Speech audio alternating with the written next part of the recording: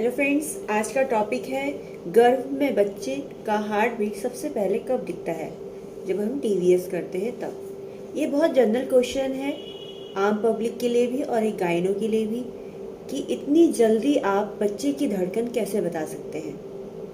कई बार क्या होता है कि क्योंकि लोग ये मानते हैं कि जो बच्चे की धड़कन है वो तीसरे महीने पे आती है या तीसरे महीने पूरा होने पे आती है।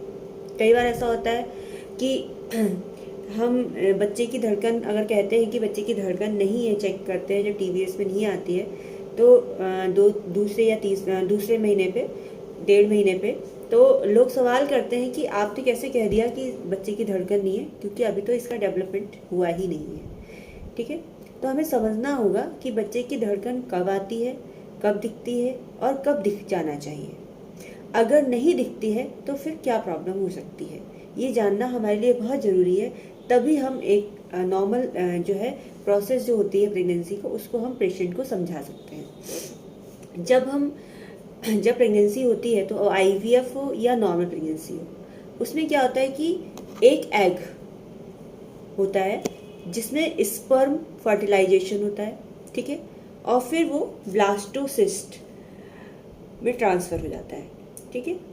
फिर उसमें एक सेल बनती है, उसमें जो सेल मास बनता है, एक लेयर जो होती है उसकी सेल की जो एक लेयर होती है वो तो प्लेसेंटा बनाती है, ठीक है, और उसमें एक सेल मास बनता है जो कि बनता है फीटस, ठीक है, फीटस या फिर बाद में जाके बच्चा बन जाता है।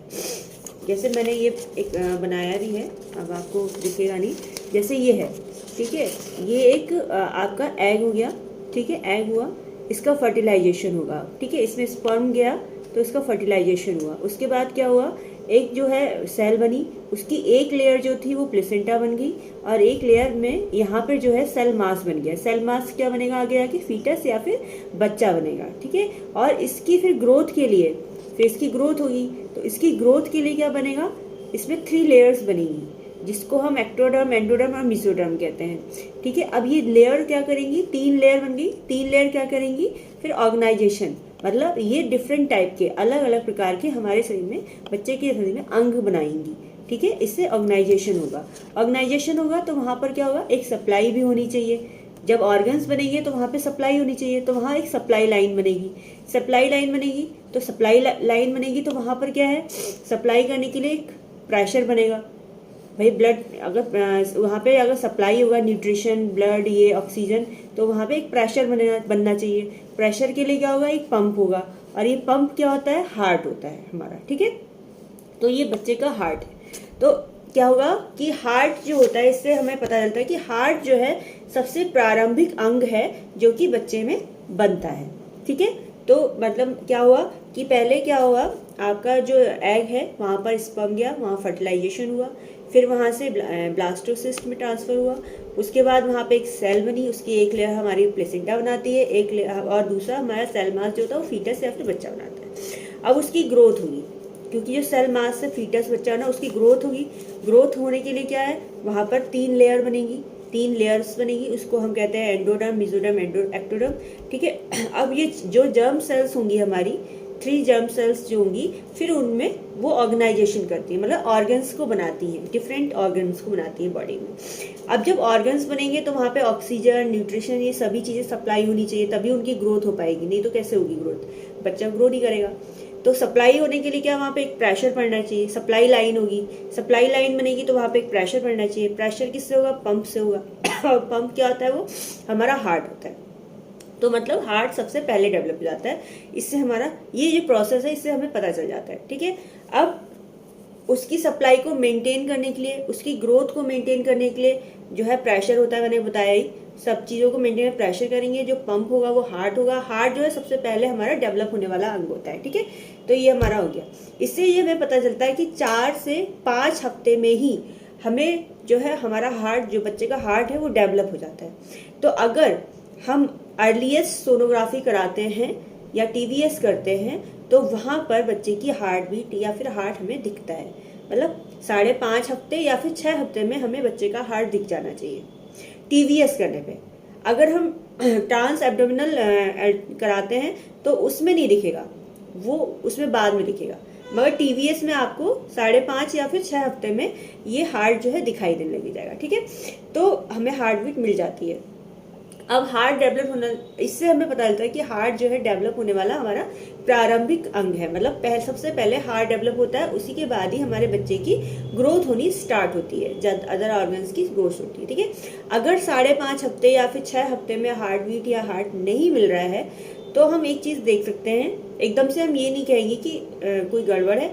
गड़बड़ भी हो सकती है या फिर उसका एक दूसरा कारण भी हो सकता है, 2 कारण हो सकते हैं। या तो महिला अपना LMP भूल गई है, ठीक है, लास्ट मेंस्ट्रुअल जो डेट होती है वो भूल गई है, तो उसकी वजह से हो सकता है हम पहले ही मतलब चौथे हफ्ते या फिर चौथे हफ्ते से पहले ही हम जो है हार्ट बीट देख रहे हैं और हमें नहीं दिख रही है। तो हम उसमें क्या करेंगे, महिला का एक अल्ट्रासाउंड करेंगे और उसके बाद 10 दिन बाद या 1 हफ्ते बाद हम महिला को दोबारा बुलाएंगे, उसका हम दोबारा से वो करेंगे, चेक करेंगे। ठीक है, तब भी अगर हार्ट बीट नहीं मिल रही है तो फिर हम थोड़ा सा कह सकते हैं कि कुछ गड़बड़ है जिसकी वजह से हार्ट बीट नहीं मिल रही है बच्चे की। ठीक है, तो वहाँ पर हम बच्चे को हम कहते हैं उसको कि हम उसे सफाई कराने के लिए महिला को एडवाइस करते हैं। ठीक है, तो ये चीज़ें हो रही हैं। अब एक सवाल और है कि कई बार क्या होता है कि ब्लीडिंग, अगर ब्लीडिंग हो रही है महिला को तो कोई ज़रूरी है कि उस टाइम अबॉर्ट ही हो गया हो, तो उसके लिए भी हम चेक करते हैं। अब जैसे बच्चेदानी है, ठीक है, ये तो नया है, जैसे ये जो है बच्चेदानी है, ठीक है, बच्चेदानी है, यहाँ पर प्रेगनेंसी है, प्रेगनेंसी है प्रेगनेंसी है। फिर यहाँ पर क्या होता है, कोरियॉन्स, कोरियॉन्स मतलब जहाँ प्लेसेंटा जिसे हम बोलते हैं, जो सप्लाई करता है, बाद में ये प्लेसेंटा बन जाता है। ठीक है, कोरियॉन्स हो गया। अब अगर ये नॉर्मल है, ठीक है, तब तो ठीक है। अगर यहाँ पर ब्लीडिंग हो गई है, मतलब ये जो है पूरी तरीके से टूट गया, अगर ये ज़्यादा उखड़ गया है, ठीक है, कोरियन जो है ये जो है बहुत ज़्यादा उखड़ गया है, यहाँ पे ब्लीडिंग होने लग गई है, तो यहाँ पर क्या होता है कि सप्लाई लाइन बंद हो जाती है। ठीक है, क्योंकि यहाँ पे क्या होता है, सब कोरियोनिक हेमेटोमा की दिक्कत हो जाती है, सब कोरियोनिक हेमेटोमा की दिक्कत हो जाएगी, तो उससे सप्लाई लाइन बंद हो जाएगी, इससे क्या हार्ट बीट स्टॉप हो जाएगी बच्चे की, तो वहाँ पर दिक्कत हो सकती है। ठीक है, अगर महिला को ब्लीडिंग हो रही है तो हम जब अल्ट्रासाउंड करते हैं, उसको अल्ट्रासाउंड हम तुरंत करते हैं। ठीक है, अगर हम जानना चाहते हैं कि कोई दिक्कत तो नहीं है, तो वहाँ पर हम देखते हैं कि अगर कोरियॉन्स के बाद में जो प्लेसेंटा बनता है, वहाँ पर अगर बहुत ब्लीडिंग हो रही है और वहाँ पे सब हेमेटोमा सब कोरियनिक हेमेटोमा की कंडीशन आ गई है और सप्लाई लाइन बंद हो चुकी होती है, तो हार्ट बीट रुक जाती है, तो वहाँ पर अबॉर्शन, इसे हम मिस्ड अबॉर्शन कहते हैं।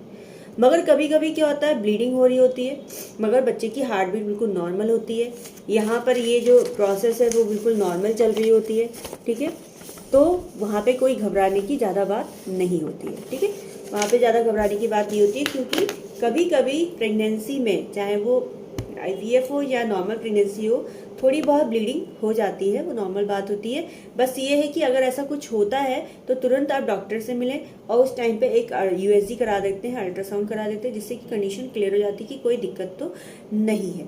तो इस तरीके से आप जो है अपना टेस्ट करा सकते हैं और अर्ली आप जो हार्ट बीट, बच्चे की जो हार्ट बीट है उसके बारे में आप अपनी जानकारी प्राप्त कर सकते हैं। थैंक यू सो मच, आज के लिए इतना ही। नेक्स्ट वीडियो में नेक्स्ट डिजीज़ के बारे में डिस्कशन करेंगे। अगर आपको कोई सवाल है तो आप मुझसे यूट्यूब जो आप मेरा सेशन है इसमें भी पूछ सकते हैं, और कॉल फॉर मी ऐप मेरा ऑनलाइन सेशन है, ऑनलाइन मतलब ट्रीटमेंट के लिए ऐप है, तो आप उसको भी अपने फ़ोन में सर्च करके उसमें भी मुझसे सवाल पूछ सकते हैं। Thank you so much, bye.